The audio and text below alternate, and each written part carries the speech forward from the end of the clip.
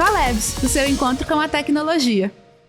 Olá, estamos aqui a mais um episódio do Colabs, o podcast do Localiza Labs. Eu sou Mohamedou Coulibaly, imigrante aqui no Brasil. Eu sou escamassa do Localiza também. E para conversar, temos a Laura. Oi pessoal, tudo bem? Meu nome é Laura, eu sou analista de experiência do colaborador aqui na Localiza, mas sou também líder do grupo de afinidade de imigrantes e pessoas em refúgio.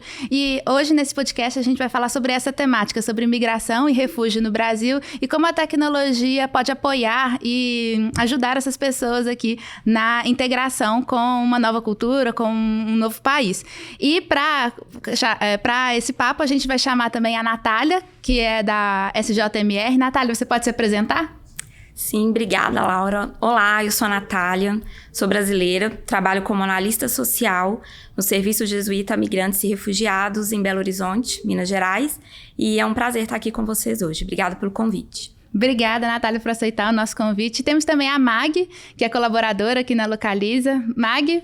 Oi, pessoal, tudo bem? Meu nome é Mag, eu sou da Síria, eu trabalho na Localiza faz 1 ano e 4 meses, mais ou menos. E eu tô aqui para contar um pouquinho da minha história para vocês.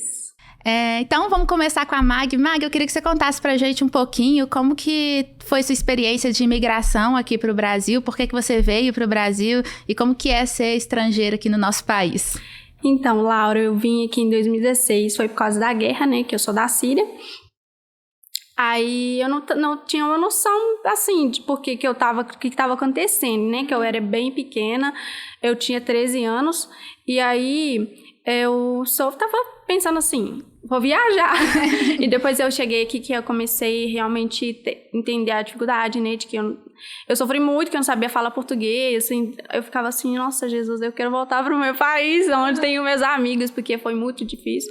Só que aí eu vim com minha mãe, minha tia, que é a irmã dela, e as minhas 2 irmãs. No começo, já tinha meu tio aqui, ele veio em 2014, eu vim em 2016, e aí em 2018 veio meus avós, que são os pais da minha mãe. Ah, tá, legal. E você veio com quantos anos pra cá? Com 13. Com 13 anos, foi você que comentou. Uhum. Legal. E Morra, vou chamar o Mohamedou de Morra aqui, pessoal, que acho que fica mais simples, né? Mais fácil.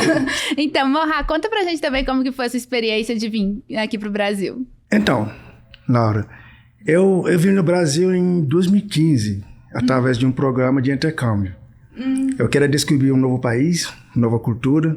Eu fiquei procurando, né, quais são os países onde eu posso descobrir novas coisas, né? E aí eu descobri que tinha um programa de intercâmbio entre o Brasil e o Senegal. Uhum. Eu participei, fui selecionado, e aí o maior desafio era um país onde eu não conhecia a língua, então eu cheguei no Brasil sem saber nem bom dia em português, e aí tinha alguns desafios, né? De aprender a língua durante 7 meses, fazer exame de proficiência, depois ter uma vaga na faculdade para um curso que eu gosto muito, que é engenharia de software. Então, cheguei, minha família ficava com dúvida, né? Mas você vai num país onde não conhece ninguém. O desafio era esse. Você veio sozinho, então? Eu cheguei aqui sozinho, não conhecia ninguém, sem nenhum conhecimento da língua portuguesa. E deu certo. Com muita garra aí, muitas aprendizagens, eu consegui entrar na faculdade com o básico de língua portuguesa e graças a Deus aí, eu tô aqui hoje na Localiza. Você veio então pro Brasil em 2014? 2015. 2015. Uhum. Mas para estudar, e você decidiu ficar aqui por quê? Porque o curso depois terminou, né? O curso terminou depois de 5 anos, mas... você fez a graduação toda Eu aqui? fiz a graduação toda, né? 5 anos para me formar em engenharia de software. Uhum. Mas mesmo quando eu estava estudando, eu tinha a oportunidade de começar a trabalhar. Uhum. Como eu era formado em ciência da computação, então depois de 1 ano eu já comecei a trabalhar nessa área, por exemplo, de desenvolvedor. Uhum. E aí eu comecei, eu tenho amigos aqui, muito legal a cultura do Brasil, né? Tantas coisas que acontecem no nosso dia a dia. E aí eu gostei demais, decidi ficar. Ah, tá. E sua família veio pra cá depois também ou não? Minha família completa não, mas meus irmãos, eles tiveram a oportunidade de chegar aqui mesmo para me visitar. Ah, bacana. Eles gostaram também. Legal. Então, daqui a pouco eu volto com vocês, mas antes eu queria ver com a Natália, que ela contasse pra gente um pouquinho sobre como que é o refúgio e a imigração aqui no Brasil. Se a história da Mag, do Morra são comuns entre outros refugiados e imigrantes, ou se não, se você podia trazer pra gente um pouquinho dessas informações. Isso, eu acho interessante porque aqui a gente tem 2 exemplos, né? Um exemplo de refúgio e um exemplo de migração. Porque às vezes as pessoas confundem um pouco, falam do refugiado como se ele fosse imigrante, então eu acho legal a gente aproveitar para esclarecer um pouquinho. No caso do refúgio, do refugiado, são pessoas que vão para outro país em busca mesmo de segurança, por motivos de perseguição fundada, né? Perseguição em seu país de origem, que pode estar relacionada à raça, à religião, a um posicionamento político, enfim, países que estão violando, né, assim, gravemente os direitos humanos aí dos seus cidadãos. E no caso da migração, a gente tem o caso, né, como do Morra, que pode ser tanto por fins de estudo, de intercâmbio, de trabalho, mas também a gente vai ter pessoas que são deslocados forçados, que não são refugiados, mas que também vêm para o Brasil ou para outros países, porque a situação no seu país de origem não está segura. Vou dar um exemplo, por exemplo, o caso dos haitianos, que é um grupo, né, são nacionais que não são considerados refugiados aqui no Brasil, mas que nem por isso vem numa migração, digamos assim, tranquila, planejada. É uma migração em busca de melhores condições, né, por tudo que a gente já sabe que acontece no Haiti. Lá no Serviço Jesuíta, então, a gente acompanha esses 2 grupos, tanto os migrantes quanto os refugiados, prestando todo o apoio aí na regularização migratória, apoio para inserção no mercado de trabalho, orientação jurídica, orientação psicossocial, que é muito importante, porque a gente está falando muitas das vezes de situações que são traumáticas, né, para essas pessoas. Enfim, a gente também faz um trabalho de incidência para que a pauta da migração e do refúgio, né, ela chegue até o poder público também, para que a gente consiga incidir na sociedade e que se pense nessas pessoas. E eu acho interessante, você falou da questão da tecnologia. Hoje, por exemplo, o procedimento, né, que a gente faz lá e o procedimento oficial para que essas pessoas se regularizem no Brasil, ele é feito online. Então, tanto para a solicitação do refúgio, quanto para a solicitação da autorização de residência, que depois vai gerar a CRNM, que é a Carteira do Registro Nacional Migratório, que vai ser a identidade do migrante, esses procedimentos são feitos por sistemas, é feito online. E depois que o procedimento... Isso facilita, então é um procedimento... Antigamente, por exemplo, o refúgio, ele era feito à mão e eram páginas e páginas que a gente tinha... Muita burocracia que você tinha que preencher. Hoje isso é feito online e depois desse preenchimento as pessoas elas vão para a Polícia Federal para poder, né, a Polícia Federal receber essa documentação, mas enfim, já deu uma agilizada. E até mesmo para você conferir se o seu documento, se a sua cédula já está pronta, você pode acessar o site da Polícia Federal também para fazer essa conferência.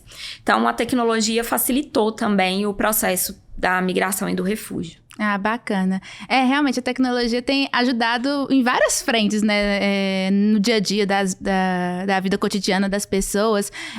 Você, Mag e Morra, vocês tiveram ali, utilizaram da tecnologia, viram que os avanços tecnológicos ajudaram vocês numa inserção ali mais rápida, uma integração mais rápida aqui no país? Aí, Mag, pode começar.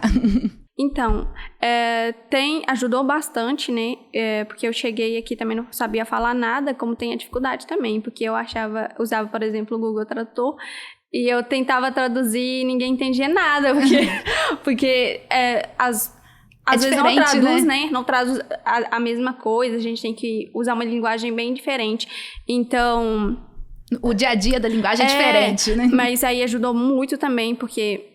Eu cheguei aqui e não sabia falar absolutamente nada. E depois de 2 meses, eu entrei na escola. Eu não sabia falar um oi. E você foi na escola sem saber? Fui na escola, só fui eu, me joguei. Aí eu lembro até hoje. E agora que eu lembro as coisas, eu consigo entender que a minha professora chegou na sala, falou assim, é menina árabe, o povo tentando falar comigo em inglês. E eu não falo inglês. Mas foi muito... É uma experiência muito incrível. Antes, quando a gente tava convivendo isso, pelo menos eu passava muita raiva, eu, tipo, ficava muito triste, que eu não conseguia fazer amigos, não conseguia conversar. Só que agora eu fico assim, nossa, é muito doideira, sabe? Tipo, o que tá acontecendo. Mas ajuda muito, muito, muito, principalmente o Google Tradutor e o aplicativo. Não é o normal, né? Inclusive é uma dica. Para quem usa, não usem o Google Tradutor normal, usem o aplicativo, que ele é muito bom. E é isso. É, tipo, é muito bom, ele é muito bom. Ele ajuda. O melhor aplicativo que eu usei foi ele. E você fala árabe, né? A escrita, o alfabeto é diferente são também, diferentes, né? São. E você já conhecia o nosso alfabeto? Como que foi? Porque eu estudava inglês na escola, né? Na Síria. Então, já conheci o alfabeto. Mas é totalmente diferente. Eu acho, pelo menos. Assim, só as letras que são... Só o formato alfabeto, mesmo, né? é igual, Mas né? aí, quando a gente vai estudando, a gente vê muita diferença. Ah, tá bacana. E pra você, Morra, como que foi? Sabe quando a gente tá fora, a gente não tem uma visão de como funciona aqui no Brasil. Então, sendo estrangeiro, a primeira coisa que você vai se preocupar aqui no Brasil é documentação. É verdade. Mas quais são os documentos que a gente precisa? Onde procurar? Não faço a mínima ideia. Onde a gente vai ter que ir? Onde fica a Polícia Federal? Então, eu, brasileiro, tenho documento que eu não sei também. Então, tudo isso é como a ajuda da tecnologia, que a gente consegue saber para onde ir, onde procurar. Imagina antigamente usar catálogo. Então, isso fica difícil. Tem que ir lá na Polícia Federal, eles vão te falar que tem que procurar uma coisa lá na Receita Federal, entendeu? Então, todo esse procedimento aí, a gente só conseguiu porque a tecnologia nos está ajudando, entendeu? E outro ponto também que eu tenho com ela, a Magui, é em relação da língua portuguesa, por exemplo. Imagina você chega no Brasil sem saber uma palavra de língua portuguesa. Você chega na sala de aula, o professor só fala português. Verdade. O outro desafio, tem 7 meses só para aprender a língua, fazer o exame, se reprovar, você volta no seu país. Faz parte da condição. Nossa. Se passar, você tem uma vaga na faculdade. Se não passar... Que orgulho, né? De 7 meses aprender a língua e você está na faculdade federal. Só que com isso daí, só a gente conseguiu, graças à tecnologia. A gente foi buscar sites, a gente buscou aplicativos, entendeu? Para ajudar a gente aí, a tradução, como pegar ônibus. Tem muitos aplicativos assim, como pegar ônibus aí, onde é meu ônibus. Então, graças a isso daí, facilitou demais. Se não tivesse, seria difícil. Ia ser um perrengue maior, né? Nossa, graças a Deus que existem esses aplicativos. Olha, quando eu lembrei agora, né, que ele estava falando de documentação e de tecnologia. Quando a gente veio, a gente estava no aeroporto. Aí, quando a gente chegou em São Paulo, eles falando assim, vocês precisam preencher um documento para cada pessoa. E aí tava tudo em português e a gente não tinha... Porque como tava em transição, e os chips da Síria não funcionam aqui. Aí a gente não tinha internet, o Wi-Fi do aeroporto não tava funcionando. E o papel todo em português. Aí eu lá, minha mãe, eu não sei falar português, e a gente falando em árabe, moça...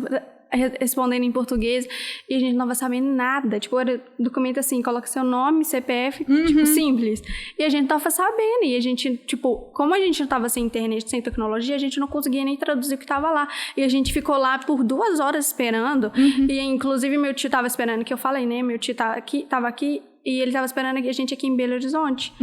Ele teve que ir lá no São Paulo pra poder responder. Sério? Porque a gente não tava conseguindo sair. E a gente não tava conseguindo manter um contato com ele, né? Então, foi muito importante. Eu lembro até hoje. A gente passou perrengue, minha mãe com raiva. E a gente tava sabendo nem o que fazer. Então, assim, faz muita falta quando a gente realmente precisa e não tá lá. Então, a tecnologia faz falta. Nossa, bacana. Bacana não, né? Uma situação aí difícil. Aí eu fico imaginando, assim, como que eram as pessoas antigamente, quando não tinha o celular, não tinha internet fácil, assim. Essas situações deviam ser, assim, recorrentes no aeroporto. E acho que talvez por não serem mais, o aeroporto já não está mais preparado, vamos dizer assim, para esse tipo de situação. Mas, mudando um pouquinho de assunto aqui, mas focando ainda na tecnologia, a gente viu ali com a pandemia, né, chegar o trabalho remoto no dia a dia das pessoas, do mundo inteiro. E aí, eu queria saber de você, Natália, tipo, o que você acha do trabalho remoto para apoiar e expandir mais a integração de imigrantes e refugiados aqui no Brasil? Com a pandemia, eu trabalho na área, no serviço jesuíta, que se chama Meios de Vida, que é a área responsável por apoiar as pessoas, né, inserirem no mercado de trabalho. Então, com a pandemia e pós-pandemia, durante a pandemia, a gente viu um aumento, assim, do surgimento de vagas para trabalho remoto, que era uma coisa que antes da pandemia não acontecia. Eu não me lembro de ter recebido nenhuma oferta de vaga de emprego para migrantes e refugiados que fossem remota. E é legal porque são vagas que estão aproveitando a bagagem cultural e também o idioma. Então, a gente começou a receber vagas que precisassem, sei lá, preciso de profissionais que sejam nativos do espanhol para poder atender a América Latina. Então, pessoas que falem inglês para poder atender, conversar com pessoas de outras partes do mundo. Então, isso foi legal nesse sentido porque ampliou as possibilidades. Bacana. E no serviço jesuíta, a gente ficou aí quase 2 anos de trabalho remoto e graças à tecnologia também foi possível continuar os atendimentos das pessoas migrantes e refugiadas. Então, a gente começou a receber mais solicitações de pessoas de outras cidades de Minas Gerais, porque o nosso atendimento é estadual, mas ele acabava ficando muito concentrado em BH e região metropolitana. Então, a gente começou a receber solicitações de pessoas de outras cidades do interior e a gente pôde, com a tecnologia, por exemplo, eu continuei fazendo atendimentos, fazendo currículos, fazendo intermediação de vagas de emprego, entrevistas virtuais, enfim. Então, assim, ajudou bastante. A gente não parou nesse período, mas a gente se adaptou, digamos assim. Agora, eu só acho importante também citar que, principalmente quando a gente fala de refugiados, imigrantes que estão em situação de migração forçada, a gente também tem um desafio, porque são pessoas que nem sempre têm acesso à tecnologia. Então, eu tenho um desafio hoje, por exemplo, quando eu recebo uma vaga que exige um cadastro online, numa plataforma, algo do tipo, as pessoas, elas têm muita dificuldade. Lá no serviço jesuíta, a gente disponibiliza o Wi-Fi para quem precisar utilizar, mas nem sempre as pessoas em casa, geralmente a maioria não vai ter um computador, vai ter um celular, mas nem sempre esse acesso ele vai ser muito bom. Então também a gente precisa pensar que a gente está falando de um público que em sua maioria tem essa barreira, sabe? Verdade. Com a tecnologia por questões de acesso. Até porque às vezes a pessoa vem sem nada do país, né? Principalmente os refugiados. Roupa do corpo mesmo. Só com a roupa do corpo. Então, até ter acesso à tecnologia, às vezes fica difícil. Então, a gente tem que também pensar nisso, que a tecnologia também tem que ser para todos, né? Para poder apoiá-los. Inclusiva, né? Isso, tem que ser inclusiva, verdade. Morra, você também acha, o que você acha aí do trabalho remoto aí para os imigrantes também? Você que está no Labs, que adota aí o trabalho 100% remoto, o que você está achando? Eu acho que é uma boa oportunidade para dar espaço para os imigrantes que chegam aqui de poder também, porque ninguém sai do seu país, tipo... Porque quer. Às vezes você vai sair por alguns objetivos, ou para estudar, ou para oportunidades melhores, né? Condições de vida melhores. Então, se a gente tem essa oportunidade de abrir vagas, por exemplo, em qualquer lugar do mundo, para a pessoa poder entrar, ter uma condição de vida muito melhor, ajudar a família, eu acho isso daí ótimo demais. É verdade. No meu caso, o trabalho remoto me ajuda um pouco a ficar mais perto da minha família. Geralmente a gente fica muitos anos correndo atrás dos nossos objetivos e a gente não tem tempo de voltar no país para visitar. São mais de 5 anos, 6 anos, por exemplo, sem visitar a família. Mas como a gente tem essa possibilidade de ficar até 3 horas, por exemplo, a mais de um país, a diferença de horário, então é capaz de ficar no seu país trabalhando para uma empresa que está aqui no Brasil. Então isso ajuda demais. É possibilidade, é oportunidade de ficar perto da família e mais espaço também para as pessoas que estão chegando no Brasil em busca de melhores condições de vida. Então, eu acho isso muito relevante aí. Todas essas empresas que estão seguindo nesse caminho estão de parabéns. Está expandindo bastante a diversidade dentro da empresa, né? Está possibilitando. Exatamente. Beleza, então, pessoal. Eu queria aproveitar aqui que a Natália está aqui com a gente agora, né? Para ela trazer para a gente um pouco de números, né? De como que é a imigração e o refúgio aqui no Brasil. Aproveitar que você tá aí para trazer esse conteúdo aqui para o nosso podcast. Acho bem legal essa pergunta, Laura, porque várias vezes eu já ouvi, parece que existe um pouco um mito aqui no Brasil, de que tem muito migrante, muito refugiado no Brasil. Às vezes, quando a gente começa a receber um novo fluxo, como a gente vem recebendo o fluxo venezuelano, a gente já está identificando aí o fluxo ucraniano, afegão, as pessoas costumam, né, fazer esse tipo de comentário, mas eu acho importante dizer que hoje no Brasil a gente tem cerca de 1.300.000 migrantes e refugiados, e esse número, ele é 4 vezes mais ou menos menor do que o número de brasileiros vivendo no exterior. Para vocês terem uma ideia, o número de venezuelanos que está no Brasil é praticamente o mesmo de brasileiros que vivem no Paraguai. Então, o Brasil é um país que as pessoas saem bastante do Brasil para ir para o mundo, para buscar oportunidades também. Então, eu acho interessante a gente trazer essa informação primeiro para quebrar esse mito, que o Brasil é um país, somos receptivos, mas também somos um país que envia muitas pessoas, sabe? Para o exterior. Pro exterior. Então, tem mais gente saindo do que gente entrando. Tem mais brasileiro fora do que... E um outro dado, a média mundial, assim, do percentual da população dos países, né? Que são migrantes ou refugiados, é cerca de 2%. O Brasil, a média é 0,4%. E a gente é o 5º maior país do mundo. Então, assim, a gente ainda é um país que recebe pouco, na verdade, sabe? A gente recebe pouco. E aí, eu até pergunto aqui pra Mag e pro Mohamedou se essa pouca quantidade de imigrantes no dia a dia, aqui na rotina de vocês, impactou alguma coisa, dificultou alguma coisa para vocês aí, né, inserção e integração aqui no país? Porque imagino que muitas vezes vocês eram os únicos imigrantes, sei lá, numa sala de aula ou na filial, por exemplo, Mag, talvez você seja a única imigrante lá. Como que vocês se sentem assim? Eu acredito que isso não é só no Brasil eu falo mais da América Latina.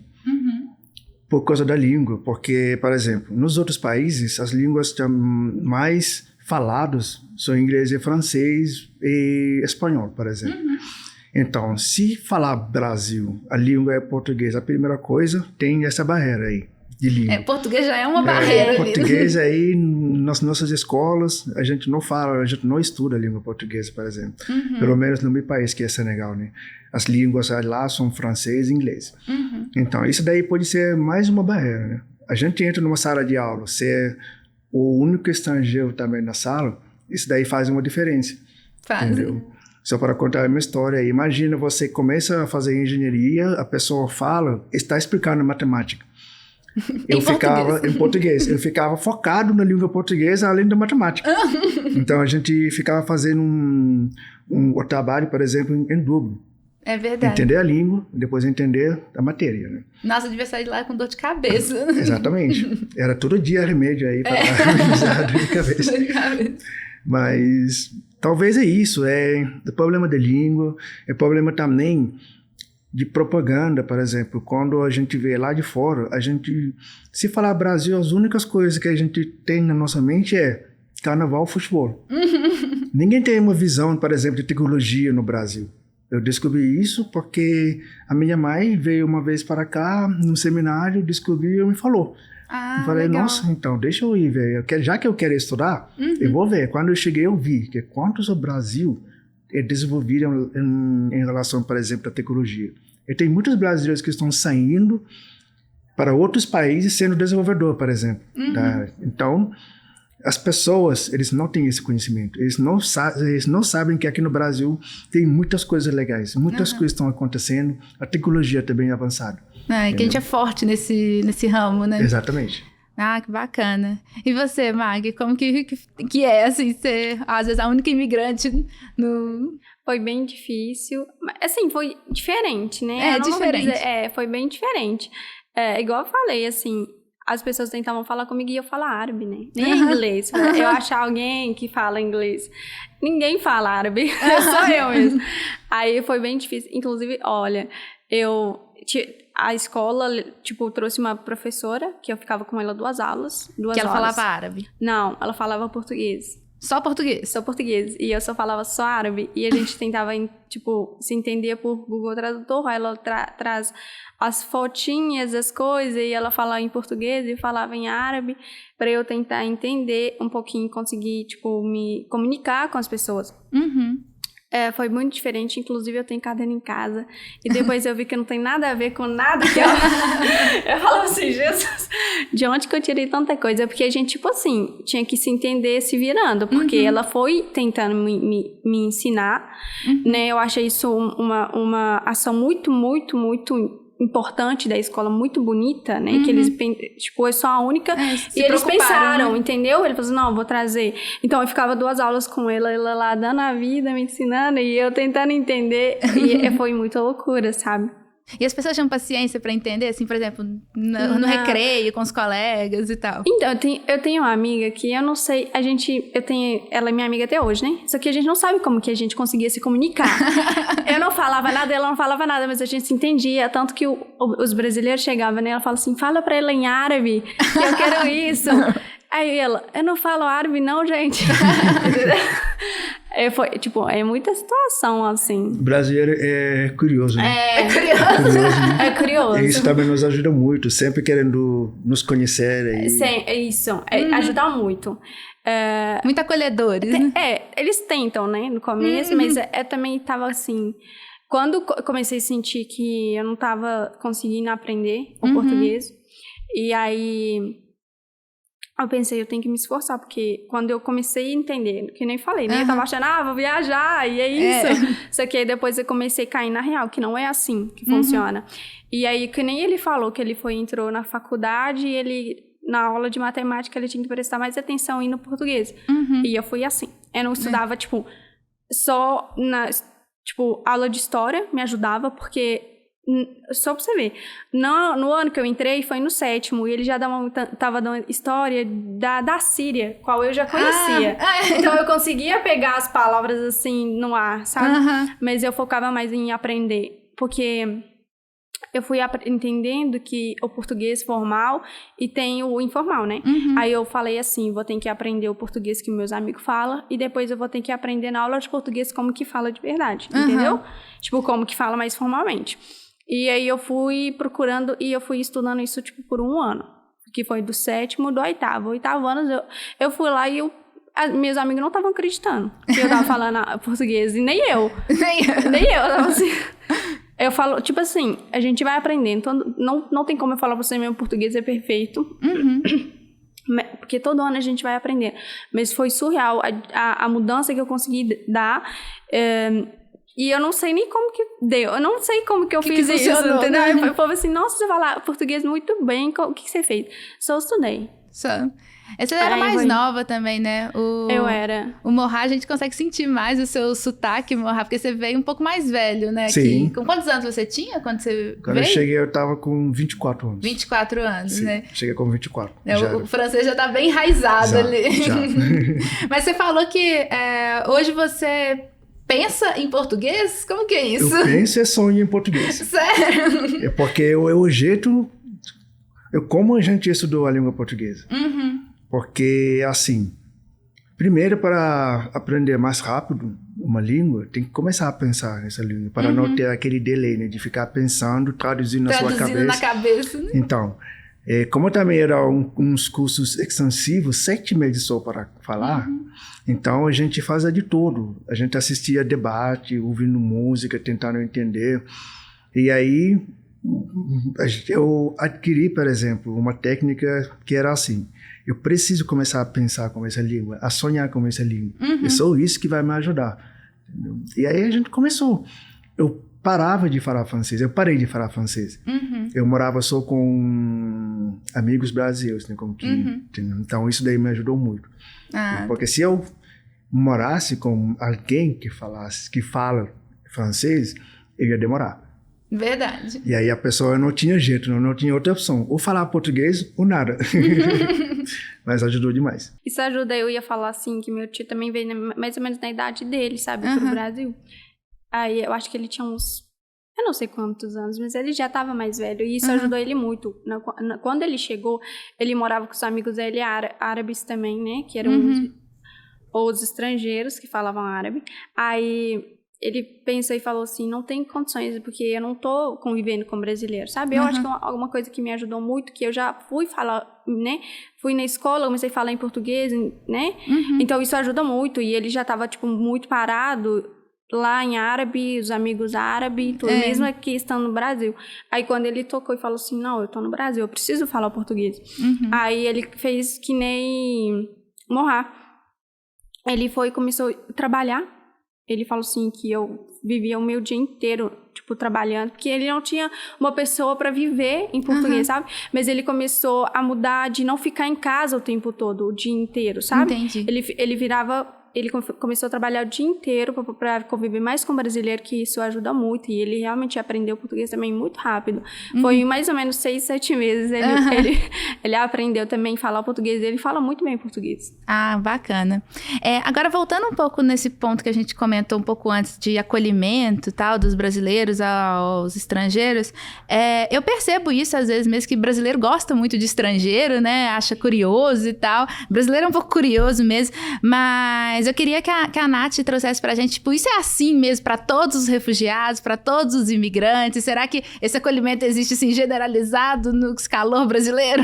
Infelizmente, eu acho que não. Eu acho que o brasileiro, ok, somos receptivos, mas talvez o tratamento não é igual para todas as nacionalidades. A gente recentemente acompanhou alguns casos, inclusive de assassinato de imigrantes refugiados, né, no Rio de Janeiro. Então, assim, infelizmente não tem como a gente, acho que, não tocar nesse assunto. A gente vive num país que a gente tem um racismo estrutural e isso acaba indo também para a temática da migração. Então, lá no Serviço Jesuíta a gente sabe, por exemplo, o público mais vulnerável que a gente tem são, por exemplo, as mulheres migrantes e refugiadas negras. É um público que a gente, inclusive, é bem desafiado para a integração dessas mulheres a mercado de trabalho, por várias questões. Então, assim, o Brasil, sim, os brasileiros somos receptivos, mas com algumas ressalvas, infelizmente. Às vezes no mercado de trabalho, né, principalmente, às vezes surge aquele estigma de, o imigrante vai tomar meu emprego, alguma coisa assim. Exatamente, e algumas, é bem sutil, algumas subjetividades, por exemplo, às vezes eu recebo uma vaga e tem o seguinte comentário, não, eu quero venezuelanos porque eu vou me entender melhor com eles. E a gente fala, olha, mas eu tenho, por exemplo, haitianos que falam português melhor que os venezuelanos. Não seria melhor a gente focar no perfil profissional do que fazer essa distinção já prévia, assim, esse filtro de nacionalidade? Então, assim, é bem subjetivo, mas a gente, infelizmente, vê que essas coisas ainda acontecem. Ah, tá. Vocês também reparam isso, pessoal? Ou menos, assim, na realidade de vocês? Na verdade, existe. Uma coisa que existe em todas as áreas, assim. Sempre também ter aquele conceito, né? Os estrangeiros estão tomando nossas vagas. Né? Mas, às vezes, esquece que tem você estrangeiro em outros países. Imagina se todos os brasileiros de fora, entendeu? Não conseguisse trabalhar lá. E o que a Natália falou com a gente é que tem mais brasileiro fora, né? Às vezes o Brasil tem que pensar nisso também. Tipo, não é todo mundo que sai, como eu falei, não é todo mundo que sai no seu país aí, tipo, sai porque quer. A pessoa sai porque quer uma vida melhor. Agora, quantos brasileiros estão fora procurando uma vida melhor? O Brasil também não tá fácil. Também tem, não tá. Entendeu? Então, só de fazer essa relação aí, do jeito que um estrangeiro está aqui procurando uma coisa melhor, é o mesmo jeito que tem outros brasileiros nos outros países. É pensar que um dia, talvez, você vai viajar para um outro país e você vai ser aquele estrangeiro que você estava falando que estava roubando o seu trabalho. Entendeu? Então, é só a gente se colocar no lugar dos outros. É verdade. E assim, eu acho uma coisa interessante também de dizer é que os migrantes, refugiados, eles vêm ao Brasil, muitos vêm para empreender também. E eles estão aqui gerando renda, gerando emprego, estão pagando seus impostos, como todo mundo. Sim. Tem um exemplo, por exemplo, dos compatriotas da MAG, um grupo de sírios que quando chegou aqui no Brasil, em Belo Horizonte, eles abriram uma rede de restaurantes de comida síria e eles empregavam, antes da pandemia, 30 brasileiros, porque eles falavam que era uma forma de retribuir, assim, o tratamento que eles tinham recebido no Brasil. Então, também a gente tem que entender que essas pessoas, elas vêm para colaborar, para consumir, não, né? Então, tem esse aspecto também. Eles têm deveres e responsabilidades aqui também, né? Também, sim. É bacana. Natália, puxando um ponto um gancho nesse ponto que você falou aí de deveres, responsabilidades, que eles pagam impostos, como é que é a empregabilidade dos refugiados e imigrantes aqui no Brasil? É fácil para eles conseguirem uma vaga de emprego, né? Entrarem no mercado de trabalho? Quais são os desafios em relação a isso que a gente tem? Fácil não é, a gente está falando de um mercado muito competitivo, a gente está vendo aí os índices de desemprego no Brasil subindo a cada dia, e eles têm a questão do desafio, primeiro, que eles já falaram aqui, da língua, né? É muito difícil você conseguir um trabalho aqui no Brasil se você não tem uma noção do português, a não ser que você... Um desses trabalhos que eu citei, né, de falar no seu idioma de origem, mas geralmente você precisa ter um conhecimento do português.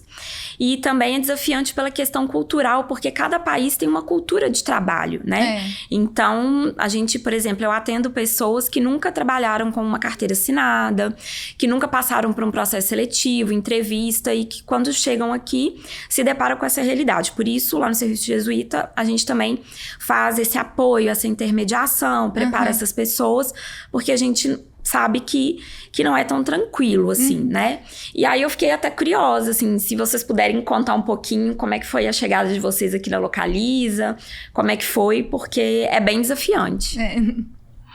Você falou até um ponto aí muito importante aqui, que é a diferença, né, de como funcionam os outros países aqui no Brasil. Eu perdi o emprego porque eu não tinha carteira assinada. Fiz todo o processo. Quando eu falei, tá bom, você vai ser contratado aí, tem que passar a sua carteira de trabalho. Eu falei, o que é carteira de trabalho? eu não sabia. E aí me explicaram, né? E aí quando eu fui para resolver esses problemas para ter, aí não deu tempo. Mas depois eu consegui resolver isso. Só que na minha área até fica um pouco mais fácil, que é a área de TI. Como eu cheguei formado em ciência da computação, então não demorei muito para para achar um emprego como desenvolvedor. E aí, como tem uma área que está crescendo, e aí fica muito fácil também para nós achar um lugar aí bacana para trabalhar. Mas, por exemplo, no Localiza, eu não conhecia a Localiza quando eu cheguei. Como eu cheguei correndo para estudar, trabalhar, então eu trabalhava o dia todo, estudava à noite, então não tinha noção de nada, só correndo. Um dia, quando chegou a pandemia, eu decidi tirar a carteira de motorista. No meio da aula eu fiquei pensando, né? Mas como alugar um carro? E depois que eu me lembrei que todos os aeroportos tinham a marca Localiza, eu entrei na internet, entrei no site Localiza, vi aquele site bonitinho aí, e aí eu comecei a seguir, né, olhar certas coisas, a primeira coisa que me chamou bastante atenção é esse prédio. Eu olhei e falei, gente, eu achava que a Localiza era só aquelas agências aí de aeroporto, não era nada de prédio. Eu vi o prédio, eu me interessei mais ainda. Eu vi que tinha Localiza Labs, vi que tinha vídeos gravados aí no YouTube falando sobre tecnologia. Eu fiquei tão interessado que eu falei, eu vou me candidatar para ver o que vai dar. Só que eu não morava em Belo Horizonte, eu morava lá em Manaus. Eu estudava em Manaus. Quando eu me candidatei, me chamaram para fazer entrevista, fazer algumas provas e tal. Eu passei, hoje eu estou aqui, graças a Deus. Mas reforçando que depende muito das áreas. Se for a área de TI, a oportunidade é muito maior porque é uma área que está crescendo muito. Hoje em dia, tudo é TI, tudo é aplicativo, tudo é sistema, cada um vai querer ficar em casa, resolver o seu problema sem sair. Então, as empresas também estão correndo atrás, né, de digitalizar tudo. Então, aí, para mim foi um pouco mais tranquilo aí do que eu pensava que era. E você, Mag? No meu caso foi um pouquinho diferente. Eu tava procurando um emprego, porque eu tava estudando, né? Eu saí da escola foi ano passado e eu queria trabalhar. Aí eu tava procurando um emprego de jovem aprendiz. Eu me cadastrei numa empresa né? Uma empresa que tem contato com várias empresas que precisam, então. Entendi. Aí me ligaram falando assim, tem a Localiza, gostou do seu perfil, eu não sabia quem é a Localiza, a gente não sabia da Localiza. Aí eu falei assim, não, vou pesquisar pra saber o que é e depois eu vou. E ela falou assim, aluguel de carro, e eu falei assim, eu não entendo nada de carro, o que eu vou trabalhar lá?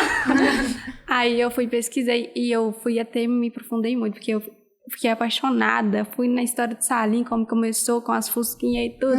Aí eu fui e falei assim, eu quero entrar. Aí eu fui, fiz a entrevista e eu falei assim pra supervisora, eu amei a Localiza, eu quero entrar na Localiza. Eu cheguei até no Salim, nas fusquinhas, ela começou a rir. Aí depois ela ligou pra mim e eu tava assim muito ansiosa, sabe? Porque a gente fica com receio quando a gente faz a entrevista, ainda mais que é uma empresa que eu não entendo muito, né, de carro. Do então, ramo, assim. eu falo assim, será que elas vão me querer?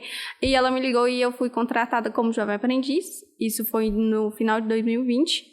E aí eu fiquei 1 ano e 4 meses na Localiza. Eu saí em fevereiro, jovem aprendiz. E eu falei assim, eu quero continuar. Quero continuar lá. Aí eu fui e falei com o meu supervisor e ele falou assim, tem uma vaga, você quer? De administrativa, eu falei assim, eu quero. Aí ele foi e marcou pra mim, eu fui fazer a entrevista, fiquei muito ansiosa. Ela falou assim, no máximo 15 dias, 1 semana eu retorno, e ela não retornou. Aí eu fiquei muito triste. Aí depois ela falou assim, não, você foi contratada, sei lá o quê. Aí eu fiquei assim, sem jeito, eu tava sonhando em continuar na Localiza, sabe? Tipo, eu sou completamente apaixonada. Aí eu consegui, agora eu entrei em abril. Eu acho que é abril. E eu tô até agora de administrativa. Não, legal. A Localiza é apaixonante mesmo. Nossa. Aqui, e dá muita oportunidade pra gente, né? E da gente também ter esse momento de falar sobre esse assunto que é tão relevante, né? Pois é, e tipo assim, eu acho que o que me ajudou mais, eu tava com receio, porque querendo ou não, um estrangeiro tem um receio de não ser, né, bem-vindo no lugar. E aí eu falei assim, nossa, empresa tão grande, às vezes eu não vou ser bem-vinda porque o meu português não é bom, eu não sei, né? Eu tinha ainda, quando eu entrei como jovem aprendiz, eu nem sabia escrever tanto, assim. Eu aprendi na Localiza, eu peguei. Aí eu ficava com receio, só que quando eu fui, todo mundo, tipo assim, nossa, Mag, sei lá o quê. Aí o povo ficava assim, a equipe, né? Falava assim, a árabe. Agora eu vou lá, a supervisora fica me chamando da importada, que eu sou importada da agência. Aí eu falei assim, nossa, não tem nada melhor, né? Que, tipo, é uma empresa boa, que eu me apaixonei de verdade, que eu sei que um estrangeiro será muito bem-vindo. E falou assim, não, tem que ser aí, tem que continuar. E eu fui procurar essa vaga e consegui, porque eles realmente, tipo, você não sente uma diferença. E inclusive tinha mais 2 meninos que trabalhavam na agência lá, e eles eram também, tipo, eu não lembro de onde que eles eram, mas eram estrangeiros também? Eram estrangeiros também. E eles falavam a mesma coisa, que é muito suave, muito tranquilo, porque a gente teve aquele papo, né, de estrangeiro. Aí eles falaram assim, não, aqui é muito tranquilo e tal. Então eu realmente, tipo, me senti muito acolhida aqui. Que bacana. Antes da gente finalizar, então, eu queria só que a Natália contasse pra gente onde que os jesuítas atuam, né? Porque eu sei que vocês têm um escritório aqui em Belo Horizonte, mas pra quem quiser conhecer mais, né, quiser, às vezes, visitar ali a sede de vocês, onde mais vocês atuam? Isso, o escritório de Belo Horizonte, na verdade, a gente atende todo o estado de Minas Gerais. Além disso, a gente tem escritório em Boa Vista, Roraima, no Amazonas, em Manaus, Porto Alegre, no Rio Grande do Sul, Florianópolis. Temos uma representação também em Salvador e em Montes Claros, que é aqui no interior de Minas, né? Mas o Serviço Jesuíta, ele é uma rede presente em mais de 50 países. Então, se tiver também algum brasileiro que está ouvindo a gente aí no exterior, é só dar uma pesquisada, porque é uma rede grande aí, a gente está à disposição para apoiar as pessoas migrantes e refugiadas. E agradeço mais uma vez pelo convite. Muito obrigada, Natália. E Maggie e Morra, eu queria que, antes da gente finalizar também, vocês dessem alguma dica aí para os estrangeiros que estão vindo, ou que estão recentemente aqui no Brasil, alguma dica aí do que vocês aprenderam que pode ser útil para eles. Posso falar que nada é impossível, entendeu? Tem que só acreditar nos seus sonhos, nos seus objetivos, que vai dar certo. Eu acho que se isso daí você coloca como dicas aí, sempre vai dar certo. Muito bacana. E você, Maggie? Eu diria a mesma coisa, porque quando eu cheguei e falava assim, impossível ter amigos, impossível estudar, impossível aprender português, impossível tudo. Sei que quando você vai colocando objetivo, vai ser muito mais fácil. Então, pode acreditar em você, porque você vai conseguir. Eu tenho muitos amigos que falam árabe. Gente, árabe é muito difícil. Eu falo português e árabe, nada a ver. Aí, a gente olha e fala assim, impossível. Quando chega, eu pensei muito em desistir várias vezes. E eu falava assim pra minha mãe, eu quero voltar pra Síria. Mas não desistem, porque vai ser muito fácil com o tempo. Eu acho que é a melhor coisa que eu poderia falar, porque a gente olha muito, fala assim, nossa, eu não aguento mais, mas não é verdade. Você aguenta e você vai conseguir também. Muito bacana. Então, pessoal, vou me despedir aqui, vou pedir também para a Maggie e o Morra despedirem na língua deles aqui, para a gente aproveitar esse momento. Então, obrigada quem escutou o podcast e até a próxima. Bonsoir à tous et merci beaucoup pour la réception et on va se revoir durant les autres épisodes. Merci beaucoup et au revoir. مع السلامة. شكرا كتير على المقابلة، أنا حبيتها كتير. وبنشوفكم بمقابلة جديدة أو اللي بعدها إذا الله راد. شكرا كتير e bye bye. E Natália, você pode falar em português mesmo, tá bom? Então tá bom, obrigada, gente, foi um prazer, até a próxima. Até a próxima. Até a próxima.